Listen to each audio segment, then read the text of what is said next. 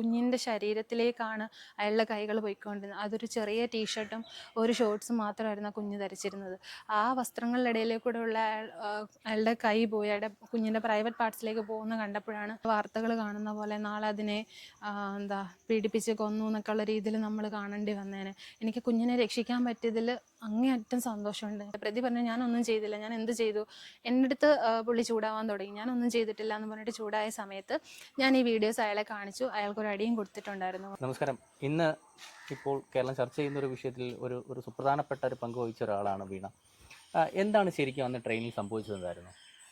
ഞാനും എൻ്റെ അമ്മയും കൂടി അമ്മയുടെ ഒരു ചികിത്സയുടെ ആവശ്യമായിട്ട് തിരുനെൽവേലിയിലേക്ക് പോകുമായിരുന്നു. അവിടെ ഒരു അരവിന്ദ് ഹോസ്പിറ്റലിലേക്ക് പോയ ഒരു വഴിയിലുണ്ടായ സംഭവമാണ്. ഞാൻ കൊട്ടാരക്കരയിൽ നിന്നാണ് ട്രെയിനിൽ കയറിയത്. കയറിയ ഉടനെ തന്നെ നല്ല തിരക്കുണ്ടായിരുന്നു. ട്രെയിനിൽ ഇരിക്കാനൊക്കെ സീറ്റ് ഭയങ്കര കുറവായിരുന്നു. ഈ തമിഴ് ഫാമിലി, ആക്രമിക്കപ്പെട്ട കുട്ടിയുടെ ഫാമിലി എല്ലാവരും നല്ല ഉറക്കമായിരുന്നു. ട്രെയിനിൻ്റെ ഫ്ലോറിൽ തന്നെ കിടന്ന് ഉറങ്ങുമായിരുന്നു. ഞാൻ വന്ന് കയറിയ ഉടനെ തന്നെ ഈ പ്രതി എന്ന് പറയുന്ന ആളുടെ അടുത്ത് 2 പെൺകുട്ടികൾ ഇരിപ്പുണ്ടായിരുന്നു. ആകെ 3 പേർക്ക് ഇരിക്കാനുള്ള ഒരു സീറ്റ് അവിടെ ഇതിലുണ്ടായിരുന്നുള്ളൂ. ഓപ്പോസിറ്റ് ഒരാൾക്ക് ഇരിക്കാനുള്ള സ്പേസ് ഉണ്ടായിരുന്നു. അപ്പോൾ ആ ഓപ്പോസിറ്റ് 2 ചേട്ടന്മാരാണ് ഇരുന്നത്. ഈ പ്രതി ഞാൻ വന്ന ഉടനെ തന്നെ എന്നെ കണ്ട ഉടനെ എൻ്റെ അടുത്ത് പറഞ്ഞു ഇവിടെ ഇരുന്നു എന്നും പറഞ്ഞു ഒരു ശകല സ്ഥലം തന്നു.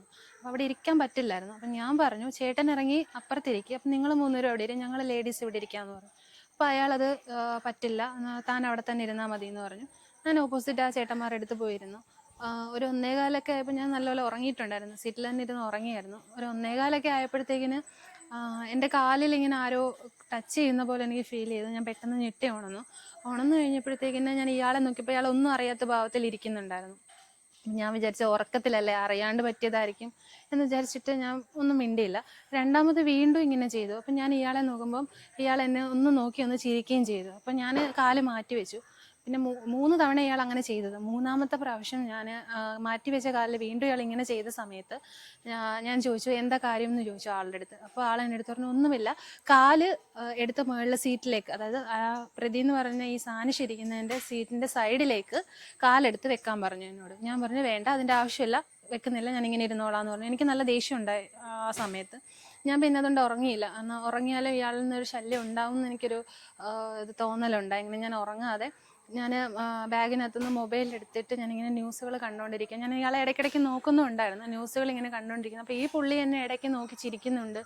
പിന്നെ ഞാൻ ദേഷ്യത്തോടെയാണ് അയാളെ നോക്കിയത്. പെട്ടെന്ന് തന്നെ ഇയാൾ ബാക്കിലേക്ക് പോകുന്നത് ഞാൻ കണ്ടു. ഈ സംഭവം നടന്ന ഉടനെ തന്നെ എന്നെ ഇങ്ങനെ നോക്കി ഒന്ന് ചിരിച്ചതിന് ശേഷം ഇയാൾ ബാക്കിലേക്ക് പോയി. അപ്പോൾ ഒരു മുത്തശ്ശൻ്റെ കൂടെ കിടന്നുറങ്ങുന്ന 5 വയസ്സ് പ്രായമുള്ള ഒരു പെൺകുഞ്ഞായിരുന്നു. അവർ ഫാമിലി എല്ലാവരും ഒരു 10-15 പേരോളം ഉണ്ടായിരുന്നു. എല്ലാവരും നല്ല ഉറക്കത്തിലായിരുന്നു. ഈ കുഞ്ഞിനെ അവർ പുതച്ച് കിടത്തിയേക്കുമായിരുന്നു. ഈ പുതപ്പോട് കൂടി തന്നെയാണ് ഈ പുള്ളി എടുത്തുകൊണ്ട് വന്നത്. ഈ കുഞ്ഞിനെ എടുത്തുകൊണ്ട് വന്നപ്പോൾ ഞാൻ കരുതിയത് ഈ കുട്ടി ഇയാളുടെ മകളായിരിക്കും എന്നാണ് ആദ്യം വിചാരിച്ചത്. അപ്പോൾ എനിക്കെന്തോ ഇയാളുടെ ഒരു ആറ്റിറ്റ്യൂഡിൽ നിന്നൊരു ഓവർ ആക്ടിങ് ചെയ്യുന്ന പോലെ കണ്ടപ്പോൾ എനിക്കൊരു ആളൊരു നെഗറ്റീവാണ്, അല്ലെങ്കിൽ ആൾക്ക് എന്തോ പ്രശ്നം ഉണ്ടെന്നൊരു ഫീൽ എനിക്ക് വന്നിട്ടുണ്ടായിരുന്നു. അങ്ങനെ ഞാൻ എൻ്റെ അടുത്തിരുന്ന അതും ഒരു തമിഴനായിരുന്നു. അപ്പോൾ പുള്ളിയുടെ അടുത്ത് ഞാൻ ചോദിച്ചു, അയാൾ ഉറങ്ങുമായിരുന്നു. ആ ചേട്ടനെ ഞാൻ തട്ടി ഉണർത്തിയിട്ട് ചോദിച്ചു, ചേട്ടാ ഈ കുട്ടി ഇയാളുടെ മകളാണോ എന്നറിയാവോ എന്ന് ചോദിച്ചു.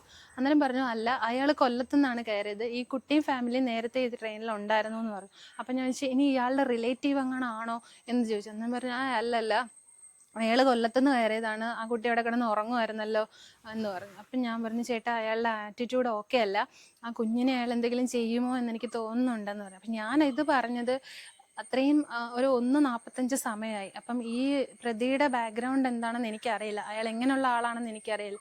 അപ്പം ഇവരാണുങ്ങൾ പ്രതികരിക്കട്ടെ എന്നുള്ള രീതിയിലാണ് ഞാൻ ഈ പുള്ളിയെ വിളിച്ചത് കാണിച്ചു കൊടുത്ത് ഇങ്ങനെ പറഞ്ഞത്. പക്ഷെ അദ്ദേഹം അതിനൊരു റെസ്പോൺസ് ചെയ്തില്ല എന്ന് പറഞ്ഞപ്പോഴത്തേക്ക് എനിക്ക് നല്ല വിഷമമുണ്ടായി. ഞാൻ അങ്ങനെ പെട്ടെന്ന് എൻ്റെ ഫോണിനകത്ത് തന്നെ, അപ്പം ഞാനിത് ശ്രദ്ധിക്കുന്നുണ്ടെന്ന് ഈ പ്രതിക്ക് മനസ്സിലായിരുന്നു. ഞാൻ പുള്ളിയെ വാച്ച് ചെയ്യുന്നുണ്ട് അല്ലെങ്കിൽ എന്താ ചെയ്യുന്നതെന്നൊക്കെ ഞാൻ നല്ലപോലെ ശ്രദ്ധിക്കുന്നുണ്ടെന്ന് അയാൾക്ക് മനസ്സിലായി.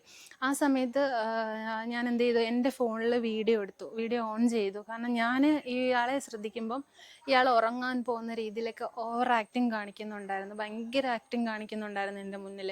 ഞാൻ വിചാരിച്ചു ഫോണിൽ കൂടെ നോക്കാം ഇയാൾ എന്താ ചെയ്യുന്നത്, ഡയറക്റ്റ് ആകുമ്പോഴത്തേക്കിന് പിന്നെ ചിലപ്പോഴെങ്ങാനും അഥവാ ഉറങ്ങി പോവുകയാണെങ്കിൽ ഞാൻ അറിയത്തുമില്ലല്ലോ എന്ന് വിചാരിച്ചിട്ട് ഞാൻ ഉറങ്ങുന്ന രീതിയിൽ ഇങ്ങനെ തല ചായച്ചിട്ട് ഞാൻ ഫോണിലോട്ട് ഇങ്ങനെ നോക്കിയിരുന്നപ്പോഴാണ് ഈ കുഞ്ഞിനെ പുതപ്പിച്ചേക്കുന്ന ബെഡ്ഷീറ്റ് എടുത്ത് അയാളുടെ റൈറ്റ് ഷോൾഡറിലേക്ക് ഇട്ട് മറയ്ക്കുമായിരുന്നു. ആ കൈ കുഞ്ഞിൻ്റെ ശരീരത്തുണ്ടായിരുന്നു. വിൻഡോ സൈഡിലായിരുന്നു ഇരുന്നിരുന്നത് അദ്ദേഹം. ആ കുഞ്ഞിനെ ഞാൻ നോക്കുമ്പോൾ ആ കുഞ്ഞിനെ തലോടുന്നുണ്ട്, ഉറങ്ങിക്കിടക്കുന്ന കുഞ്ഞിനെ ഉറക്കാൻ ശ്രമിക്കുന്ന പോലെ അയാൾ ആക്ഷനുകൾ കാണിക്കുന്നുണ്ട്.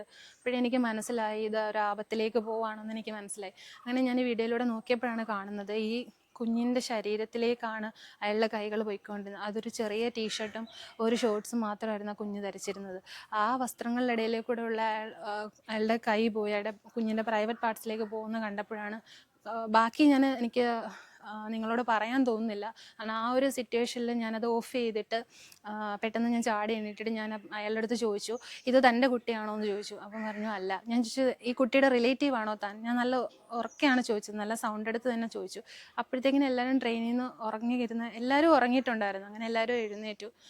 ഞാനങ്ങനെ ചോദിച്ച സമയത്ത് അയാൾ പറഞ്ഞു റിലേറ്റീവ് ആണെന്ന് പറഞ്ഞു. അപ്പോൾ ഈ കുട്ടിയുടെ പേരൻസിൻ്റെ അടുത്തേക്ക് ഞാൻ ചെന്നിട്ട് ഞാൻ ചോദിച്ചു, ഇദ്ദേഹം നിങ്ങളുടെ ആരെങ്കിലും ആണോ, നിങ്ങളുടെ ബന്ധുക്കളാണോ എന്ന് ചോദിച്ചപ്പോൾ പറഞ്ഞു അല്ല എന്ന് പറഞ്ഞു. ഞാൻ പറഞ്ഞു നിങ്ങളുടെ അടുത്ത് ഉറങ്ങിക്കിടന്ന ഒരു പെൺകുഞ്ഞിനെ എടുത്തുകൊണ്ട് പോയാൽ നിങ്ങൾക്ക് എന്ത് റെസ്പോൺസിബിലിറ്റി ആണുള്ളത്? ആ കുഞ്ഞിനെ എടുത്തുകൊണ്ട് പോയാൽ എന്താ ചെയ്തതെന്ന് കണ്ടോ എന്ന് ചോദിച്ചു. അപ്പം എൻ്റെ കയ്യിൽ വിഷ്വൽസ് ഉണ്ട്, പക്ഷേ ഈ പ്രതി അത് സമ്മതിച്ചില്ല. പ്രതി പറഞ്ഞു ഞാനൊന്നും ചെയ്തില്ല, ഞാൻ എന്ത് ചെയ്തു? എൻ്റെ അടുത്ത് പുള്ളി ചൂടാവാൻ തുടങ്ങി. ഞാനൊന്നും ചെയ്തിട്ടില്ല എന്ന് പറഞ്ഞിട്ട് ചൂടായ സമയത്ത് ഞാൻ ഈ വീഡിയോസ് അയാളെ കാണിച്ചു. അയാൾക്കൊരു അടിയും കൊടുത്തിട്ടുണ്ടായിരുന്നു മുഖത്ത്. കാരണം അത്രയും ഒരു ഉറങ്ങിക്കിടന്ന ഒരു കുഞ്ഞിനെ എടുത്തുകൊണ്ട് വന്നിട്ട് അത്രയും ഒരു മോശമായ പ്രവൃത്തി ചെയ്തിട്ട് അത് ചെയ്തില്ല എന്നാണ് അയാൾ പറഞ്ഞത്. പക്ഷെ ഞാൻ ഈ വിഷ്വൽസ് ഇവരുടെ ഫാമിലിയെ കാണിച്ച സമയത്ത് എല്ലാവരും നല്ലപോലെ പ്രതികരിച്ചു. ആ സമയത്ത് തന്നെ എൻ്റെ ഫോണിൽ നിന്നാണ്, എനിക്ക് നമ്പറൊന്നും അറിയില്ലായിരുന്നു, ഞാൻ പിന്നെ ഗൂഗിളിൽ നിന്നൊക്കെ എടുത്ത് ഏതൊക്കെയോ നമ്പറിൽ വിളിച്ചപ്പോൾ ഒന്നും കിട്ടിയില്ല. പിന്നെ ഏതോ ഒരു നമ്പറിൽ വിളിച്ചപ്പോൾ കിട്ടി. അപ്പോൾ പോലീസ് വന്നിട്ടുണ്ടായിരുന്നു. അത് ഞാൻ വിളിച്ച് കൂടെ നിന്ന് ചേട്ടന്മാരായി കൊടുത്തിട്ട് ഒന്ന് സംസാരിക്കാൻ പറഞ്ഞു. അവർ സംസാരിച്ചു. അങ്ങനെ പോലീസ് എല്ലാവരും കൂടി റെയിൽവേ സ്റ്റേഷനിൽ വന്നിട്ട് ഈ പ്രതിയെ കൂട്ടിക്കൊണ്ട് പോവുകയാണ് ചെയ്തത്. ഇപ്പോൾ ചേച്ചി കണ്ടില്ലായിരുന്നെങ്കിൽ, അറിഞ്ഞില്ലായിരുന്നെങ്കിൽ എന്ത് സംഭവിച്ചാണ്? ഉറപ്പായിട്ടും ഞാൻ കണ്ടില്ലായിരുന്നുണ്ടെങ്കിൽ അടുത്ത സ്റ്റോപ്പിൽ അയാളെ കുഞ്ഞിനെയും കൊണ്ട് ഇറങ്ങിയനെ.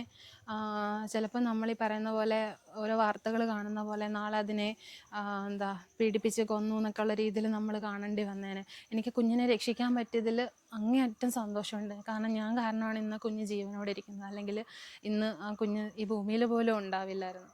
അപ്പം അത്രയും ഒരു ദ്രോഹം ചെയ്ത്, അല്ലെങ്കിൽ ഇത്രയും ഒരു കുഞ്ഞിനോട് ഇത്രയും ഒരു പ്രവൃത്തി ചെയ്ത് അവന് നല്ലൊരു ശിക്ഷ തന്നെ കിട്ടണം എന്ന് തന്നെയാണ്. ഒരു വധശിക്ഷ എന്ന് വേണമെങ്കിൽ പറയാം. ആ ഒരു ശിക്ഷയിൽ കുറഞ്ഞ ശിക്ഷ അവനില്ല.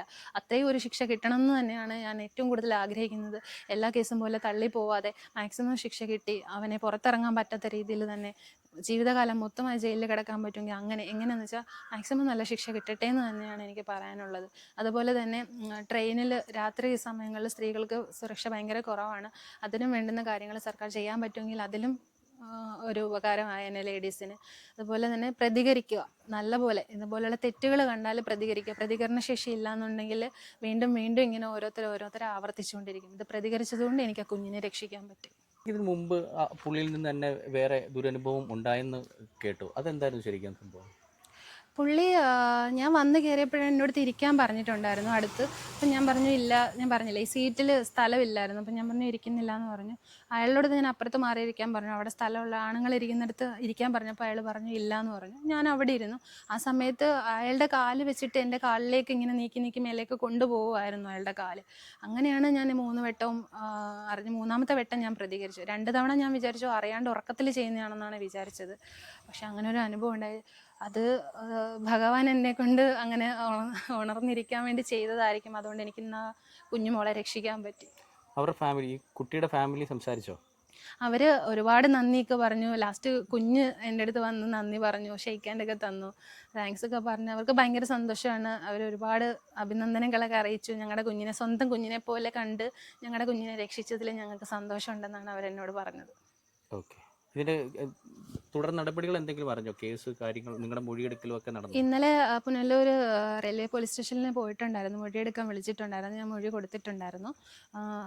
ഈ പ്രതി സാനിഷിനെ റിമാൻഡ് ചെയ്തു എന്നറിഞ്ഞു. ഇനി ബാക്കി നല്ലൊരു ശിക്ഷ തന്നെ കിട്ടട്ടെ, അത് തന്നെ.